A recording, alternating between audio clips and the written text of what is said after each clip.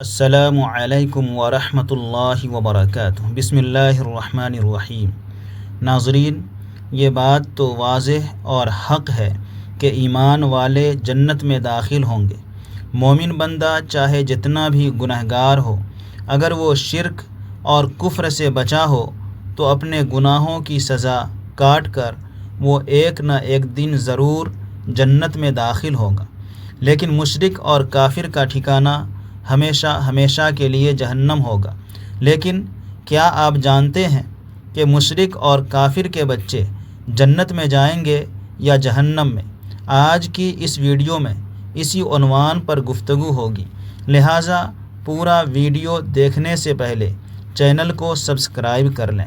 محترم ناظرین، بچے جو سن رشد کو پہنچنے اور کسی مذہب حق یا مذہب باطل کو بالارادہ اختیار کرنے سے پہلے ہی مر گئے، ان کا انجام کیا ہوگا؟ اس مسئلے پر روشنی ڈالنے والی بہت سی احادیث پائی جاتی ہیں، مگر ان میں بڑا اختلاف ہے۔ بعض حدیثوں سے معلوم ہوتا ہے کہ وہ سب جنت میں جائیں گے، بعض کہتی ہیں کہ کفار و مشرکین کے بچے دوزخ میں اور اہل ایمان کے بچے جنت میں جائیں گے، اور بعض سے یہ بات مترشح ہوتی ہے کہ اللہ تعالی ان کے معاملے کا فیصلہ اپنے اس علم کے لحاظ سے کرے گا کہ وہ کیا کرنے والے تھے، یعنی جوان ہو کر وہ مومن صالح بنتے یا کچھ اور۔ انہی مختلف المعنی احادیث میں سے وہ حدیث بھی ہے جو اس بات پر دلالت کرتی ہے کہ کفار و مشرکین کے بچے جہنم میں جائیں گے، یا بالفاظ دیگر بچوں کے ساتھ آخرت میں وہی معاملہ کیا جائے گا جس کے مستحق ان کے والدین ہوں گے۔ جب احادیث میں اس طرح کا کھلم کھلا اختلاف واقع ہو جائے اور ان کو جمع کر کے کوئی ایسا مفہوم تلاش کرنا مشکل ہو جس میں سب کے درمیان مطابقت پیدا ہو سکے، تو پھر یہ دیکھنا ضروری ہو جاتا ہے کہ ان میں سے کون سند کے لحاظ سے زیادہ قوی اور معنی کے لحاظ سے قرآن اور دین کے اصول عامہ کے مطابق ہیں۔ جو احادیث ایسی ہوں ان کو دوسری تمام احادیث پر ترجیح دی جائے گی اور انہیں قبول کیا جائے گا۔ علماء محققین نے اس قاعدے کے مطابق ان مختلف احادیث کو جانچ کر مسئلہ زیر بحث میں جس چیز کو مذہب صحیح قرار دیا ہے وہ ہے کہ ایسے تمام بچے جنت میں جائیں گے، کیونکہ اسی مضمون کی احادیث زیادہ قوی ہیں، قرآن کے مطابق ہیں، اور دین کے اصول عامہ بھی انہی کی تائید کرتے ہیں۔ چنانچہ امام نووی رحمۃ اللہ علیہ شرح مسلم میں اس مسئلے پر کلام کرتے ہوئے لکھتے ہیں، رہے مشرکین کے بچے تو ان کے بارے میں 3 مذہب ہیں۔ اکثر لوگ کہتے ہیں کہ وہ اپنے آباء و اجداد کے ساتھ جہنم میں جائیں گے، ایک گروہ ان کے معاملے میں توقف کرتا ہے، اور تیسرا مذہب یہ ہے کہ وہ اہل جنت میں سے ہیں۔ یہی مذہب صحیح ہے، اسی کو محققین نے اختیار کیا ہے، اور اس کی تائید بہت سی چیزوں سے ہوتی ہے۔ مثلاً بخاری کی وہ حدیث جس میں بیان ہوا کہ نبی کریم صلی اللہ علیہ وآلہ وسلم نے خواب میں حضرت ابراہیم علیہ السلام کو جنت میں دیکھا اور ان کے ارد گرد لوگوں کے بچے تھے۔ صحابہ نے پوچھا، کیا ان میں مشرکین کے بچے بھی تھے؟ حضور صلی اللہ علیہ وسلم نے فرمایا، ہاں، مشرکین کے بچے بھی تھے، اور اللہ تعالیٰ کا یہ ارشاد ہے کہ وَمَا كُنَّا مُعَذِّبِينَ حَتَّى نَبْعَثَ رَسُولًا، بنی اسرائیل 15۔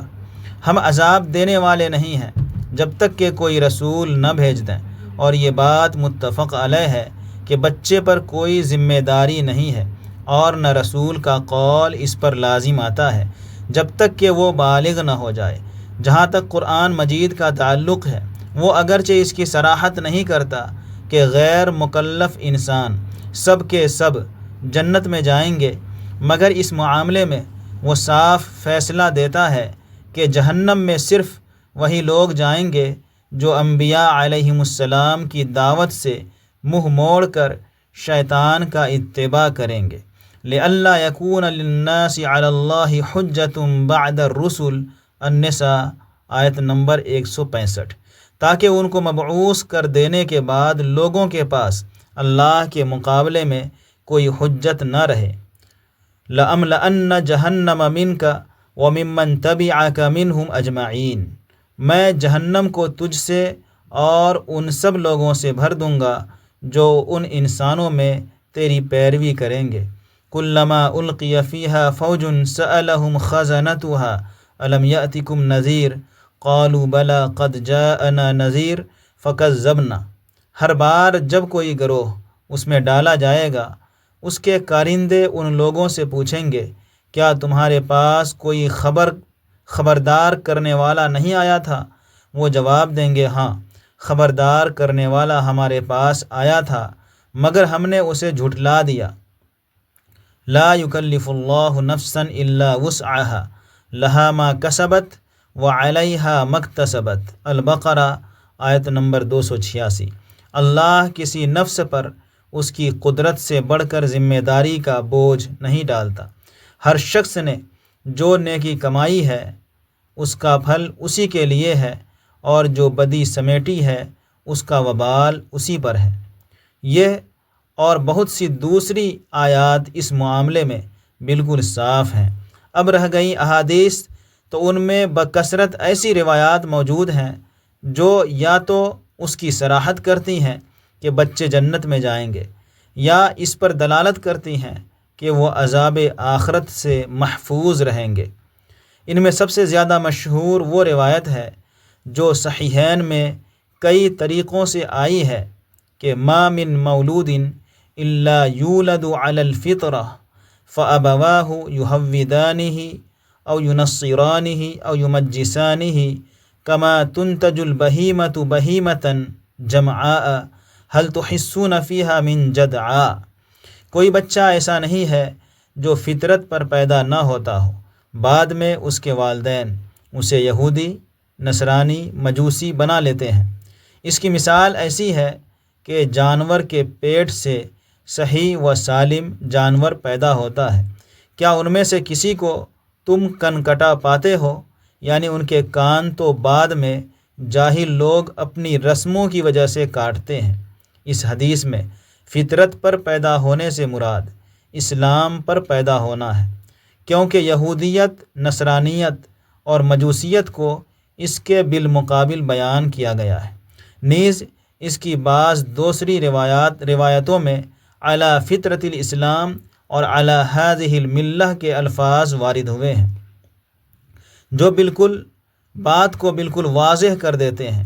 اس سے یہ نتیجہ خود بخود نکلتا ہے کہ بچہ خواہ کافر ماں باپ ہی کا کیوں نہ ہو، اپنے والدین کے مذہب پر نہیں بلکہ اس فطری مذہب پر پیدا ہوتا ہے جس کے متعلق قرآن میں فرمایا گیا ہے، فطرت اللہ التی فطر الناس علیہا لا تبدیل لخلق اللہ ذالک الدین القیم۔ قائم ہو جاؤ اس فطرت پر جس پر اللہ تعالی نے انسانوں کو پیدا کیا ہے، اللہ کی بنائی ہوئی ساخت بدلی نہیں جا سکتی، یہی بالکل راست اور درست دین ہے۔ وہ ماں کے پیٹ سے کفر لے کر نہیں آتا، بلکہ کفر، شرک، دہریت جو کچھ بھی اس کو لاحق ہوتی ہے بعد میں اپنے ماحول سے لاحق ہوتی ہے۔ اب اگر وہ اس عمر کو نہ پہنچا ہو جس میں یہ بیرونی اثرات اس پر پڑیں اور وہ ان کو قبول کر کے کافر یا مشرک یا دہریہ بنے، تو اس کے معنی یہ ہیں کہ وہ خدا کی بنائی ہوئی اس صحیح فطرت پر دنیا سے رخصت ہو گیا جو کفر اور معصیت سے پاک ہے۔ کوئی وجہ نہیں کہ وہ اس دارالعذاب میں بھیجا جائے جو صرف کافروں اور فاسقوں ہی کے لیے بنایا گیا ہے۔ اسی مضمون سے ملتی جلتی حدیث وہ ہے جس میں نبی اکرم صلی اللہ علیہ وآلہ وسلم اللہ تعالی کا یہ ارشاد نقل فرماتے ہیں کہ انی خلقت عبادی حنفاء کلہم وانہم اتتہم الشیاطین فاجتالہم عن دینہم۔ میں نے اپنے سب بندوں کو حنیف پیدا کیا۔ بعد میں شیاطین آئے اور انہیں ان کے دین سے ہٹا لے گئے۔ اس حدیث کی بعض روایتوں میں حنفاء مسلمین کے الفاظ ہیں، یعنی اللہ نے ان کو مسلم حنیف پیدا فرمایا تھا۔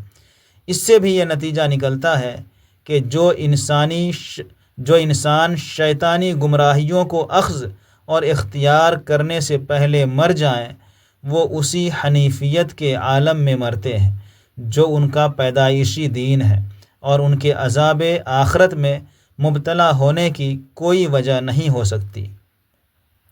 اس کے بعد وہ احادیث ملاحظہ ہوں جن میں صراحت ہے کہ کافر و مومن سب کے بچے جنت میں جائیں گے۔ اس معنی میں سب سے زیادہ معتبر وہ حدیث ہے جو امام بخاری رحمہ اللہ تعالی نے کتاب التعبیر اور کتاب الجنائز میں حضرت سمرہ بن جندب رضی اللہ تعالی عنہ سے نقل کی ہے۔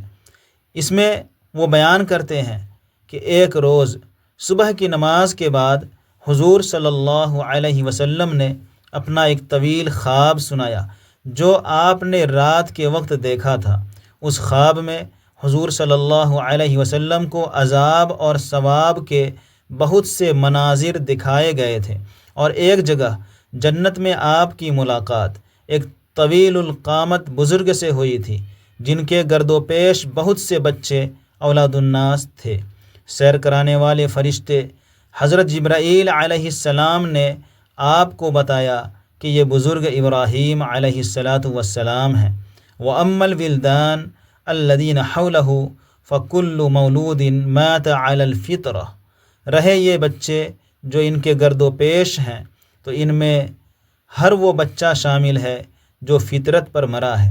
اس کی تشریح چاہتے ہوئے حاضرین میں سے ایک صاحب نے سوال کیا، وَأَوْلَادُ الْمُشْرِكِينَ، ہاں مشرکین کے بچے بھی۔ اس کی تائید اس روایت سے بھی ہوتی ہے جو مسند احمد میں خنسہ بنت معاویہ بن حریم سے مروی ہے۔ وہ کہتی ہیں کہ میری پھوپھی نے رسول اللہ صلی اللہ علیہ وآلہ وسلم سے پوچھا، من فی الجنہ، جنتی کون ہے؟ حضور صلی اللہ علیہ وسلم نے فرمایا، النبی فی الجنہ والشہید فی الجنہ والمولود فی الجنہ، نبی جنتی ہے، شہید جنتی ہے، بچہ جنتی ہے۔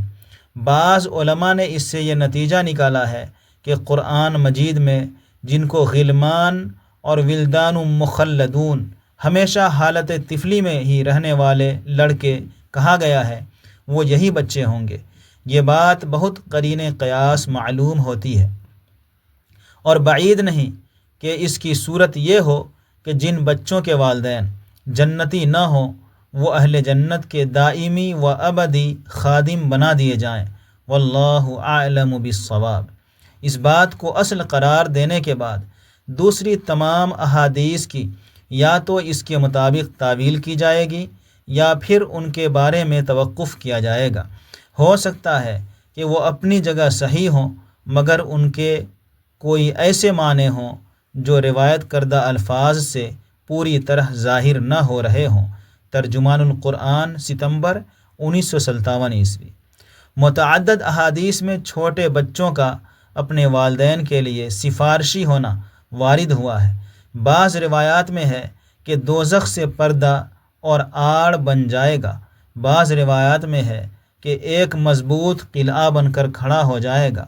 ابن ماجہ کی روایت میں ہے کہ ناتمام بچہ کے والدین کو جب دوزخ میں ڈال دیا جائے گا تو وہ اللہ سے تکرار کرے گا، لہٰذا بچہ سے کہا جائے گا کہ اپنے والدین کو جنت میں لے جا، تو وہ اپنے ناف کی ڈوری کے ذریعے والدین کو جنت میں داخل کر دے گا۔ کما فی ابن ماجہ عن علی رضی اللہ تعالی عنہ قال قال رسول اللہ صلی اللہ علیہ وآلہ وسلم ان السقط لیراغم ربہ اذا ادخل ابویہ النار فیقال ایہا السقط المراغم ربہ ادخل ابویک الجنہ فیجرہما بسررہ حتی یدخلہما الجنہ۔ تو جب ناتمام بچہ کا یہ حال ہے تو تمام الخلق بچہ بدرجہ اولا اس طرح کی سفارش کرے گا۔ ناظرین، اس سلسلے میں روایات مختلف ہیں۔ زیادہ راجح بات یہی معلوم ہوتی ہے کہ کفار و مشرکین کے بچے بھی جنت میں داخل ہوں گے، شریعت کے مکلف نہیں ہیں، اور اللہ تعالیٰ ظالم نہیں بلکہ رحیم و کریم ہے۔